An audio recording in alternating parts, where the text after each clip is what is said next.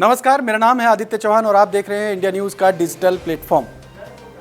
गुप्तेश्वर पांडे जो अभी तक खाकी में थे, क्या अब उनकी नई ड्रेस खादी होने जा रही है? गुप्तेश्वर पांडे की अगली पारी कौन सी होगी? क्या अब वो पुलिस की सेवा से रिटायरमेंट लेने के बाद राजनीतिक पारी शुरू करने जा रहे हैं? कई तरीके के कयास हैं। क्या वो चुनाव लड़ने जा रहे हैं? अगर वो चुनाव लड़ेंगे तो किस पार्टी की ओर से लड़ेंगे, किस सीट से लड़ेंगे?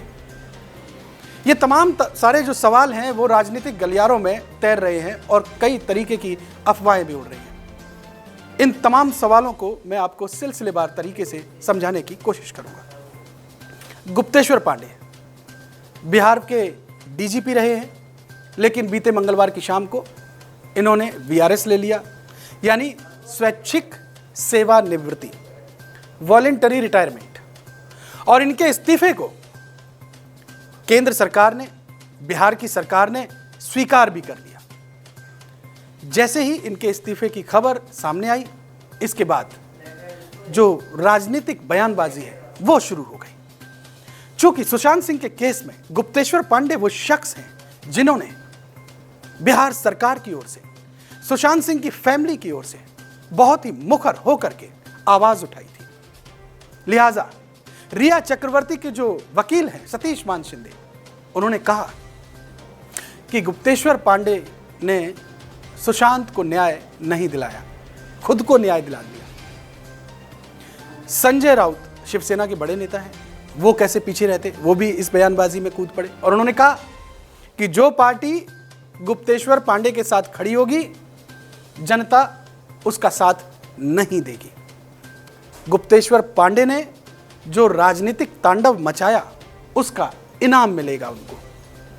तो यानी वो इशारा करने की कोशिश कर रहे हैं कि कहीं ना कहीं इसमें बिहार सरकार का हाथ है और बिहार सरकार अब उनको एक पॉलिटिकल गिफ्ट देगी, रिवॉर्ड देगी।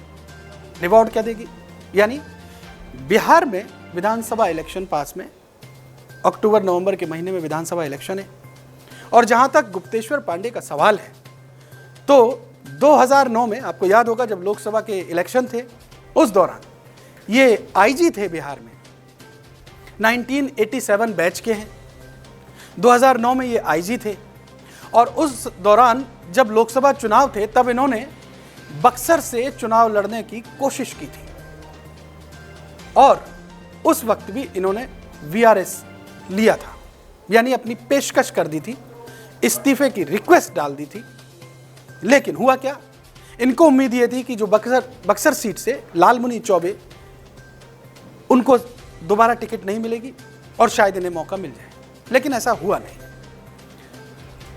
यानी इनका इस्तीफा भी स्वीकार नहीं हुआ, ये चुनाव भी नहीं लड़ पाए और उसके कुछ महीनों के बाद इन्होंने दोबारा सरकार से गुहार की कि मैं फिर से पुलिस की सर्विस करना चाहता हूं।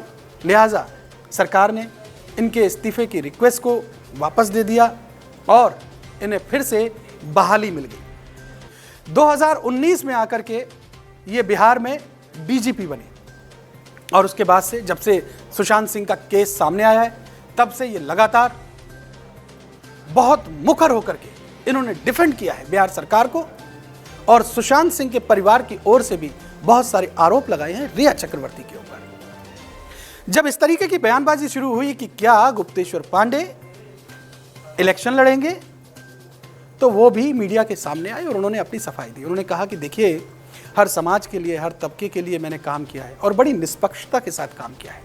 जहाँ तक राजनीतिक पारी खेलने का सवाल है, यानी चुनाव लड़ने का सवाल है, तो अभी तक, नोट कीजिएगा, अभी तक ऐसा कुछ नहीं है और भविष्य में कुछ भी हो सकता है। यानी एक रास्ता उन्होंने खोल दिया है, यानी दबे छिपे उन्होंने इशारा कर दिया है कि भविष्य में अगर ऐसा हुआ तो हो भी सकता है। और दोस्तों, जिस तरीके की संभावनाएं हैं बिहार में, आरा या बक्सर जिले की किसी सीट से बहुत मुमकिन है कि उन्हें चुनाव लड़वाया भी जाए, क्योंकि गुप्तेश्वर पांडे जो बिहार के मुख्यमंत्री हैं नीतीश कुमार, उनके बहुत करीबी माने जाते हैं, उनके साथ उनकी बॉन्डिंग बहुत मजबूत है। तो आगे आने वाले वक्त में अगर गुप्तेश्वर पांडे को आप खादी में देखें, उनकी अगली पारी आप राजनीतिक देखें, तो आपको शौक नहीं लगना चाहिए, क्योंकि बहुत पॉसिबिलिटीज़ हैं ऐसी कि वो अगली पारी पॉलिटिकल पारी खेलते हुए आपको नजर आए।